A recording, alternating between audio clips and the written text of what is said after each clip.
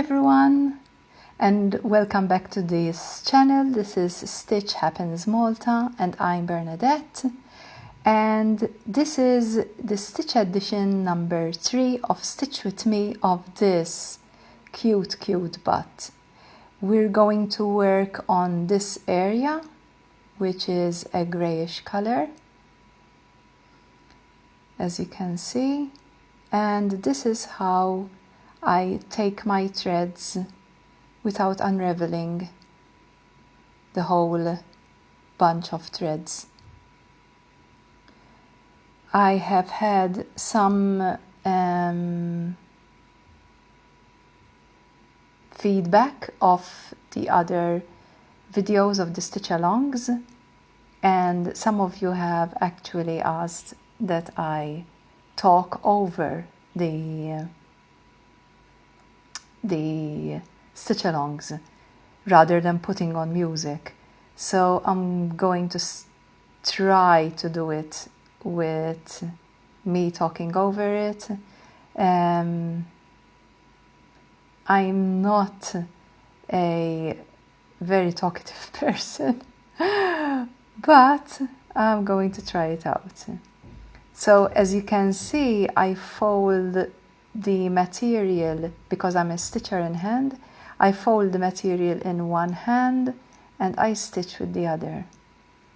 Apologies for my awful nails. They've grown a bit and I need to have them done, which is this week, but until then I have to go by with what I've got. So there you've seen me do the loop start. I always start my projects with a loop start because I always use 2 threads for my projects, and therefore I can always start with a loop start. As you can see, when I work in hand, it's saving me a lot of time. Most of the time I can do one whole movement from one stitch to another. Sometimes I still have to go up and down like you're seeing here, but most of the time it's going from one hole to the other in one movement, and therefore realistically saving me half the time. I've always stitched in hand. I did try stitching using all forms of hoops and scrolls and wooden frames, but it just doesn't work for me. I don't know, it just... Sometimes I do try to go back to it, but then I miss the sewing method, because for me stitching in this way is very relaxing. I love it, and that's why I do it.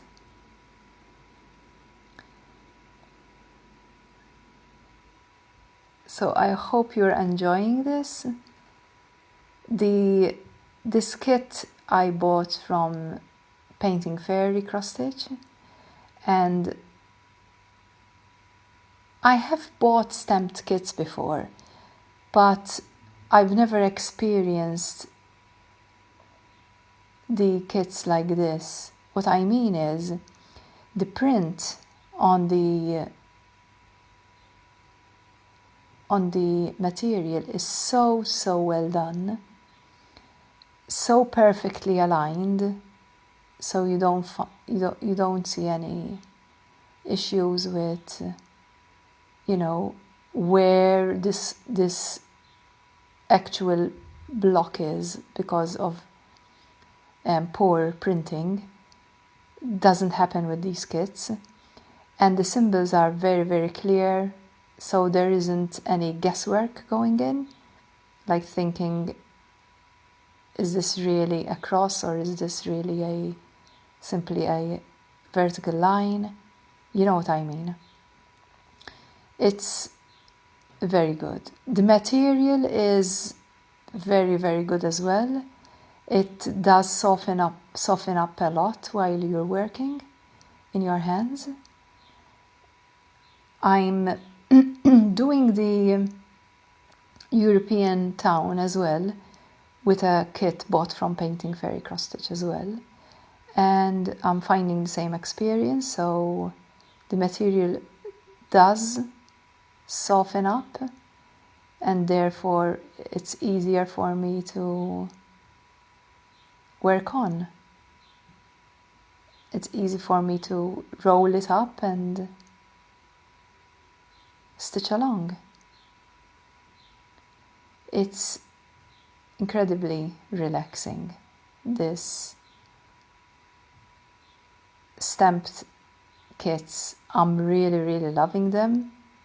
A little bit too much, I guess, because I've bought a number of them for future stitchings.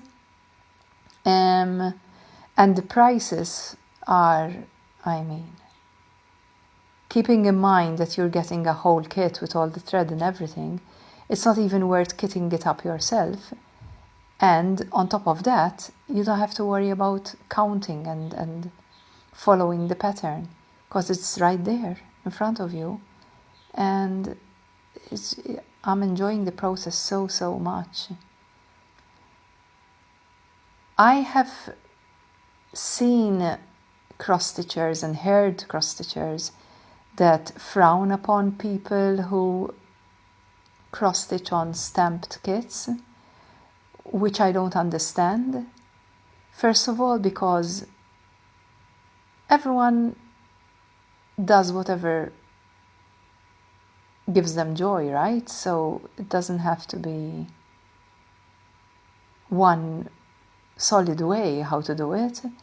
And secondly, I've seen finished kits from stamped kits and they look exactly the same, like the counted stitching. So in reality, no one will know. Once you stitch it and wash it so that you remove all the stamped markings, no one will know. And it doesn't mean you're less of a good stitcher just because you stitch on something that's already stamped for you. And I've also heard some cross-stitchers that frown upon people who stitch on 14 count or 16 count, because that's considered a bit of a bigger count. And I don't get that either, because you stitch on whatever is comfortable for you and what gives you joy. Why is that different? It's just the cross is larger. Granted that the final product is going to be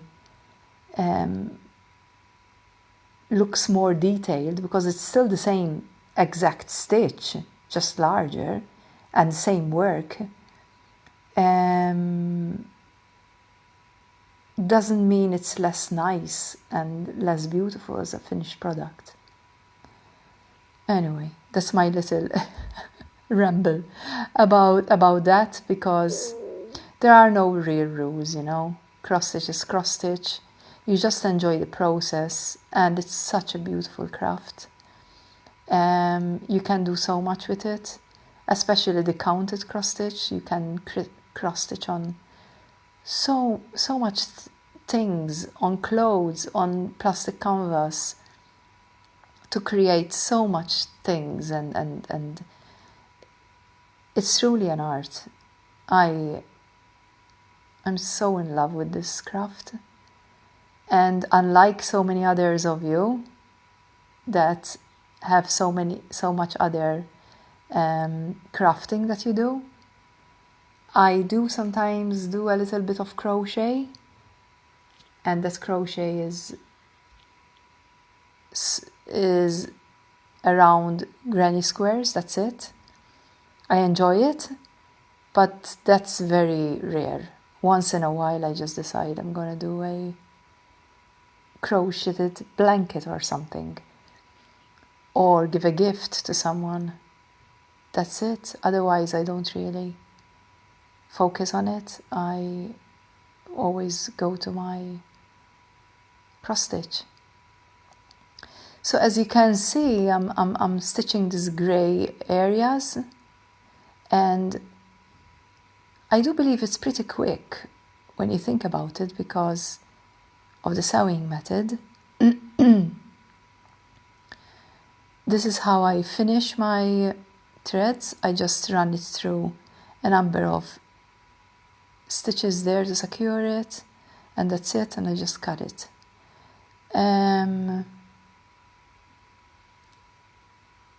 Yeah, so I plan not to do these videos too long because I don't really have that much time, and every time I stitch it's about half an hour at a time. Sometimes I get more time during the weekends perhaps, but this is what I mostly what is mostly my stitching time. So I've been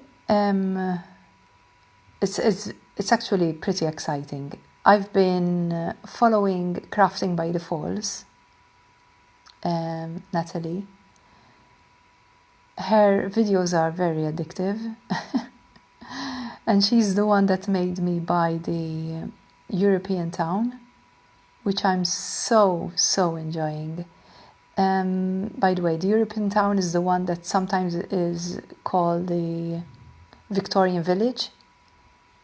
It's just a beautiful scene of a number of houses. You can say they are of the Victorian era, actually.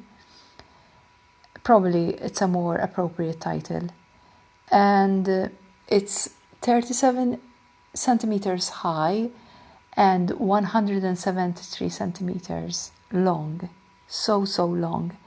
I've posted a picture of the whole opened pattern on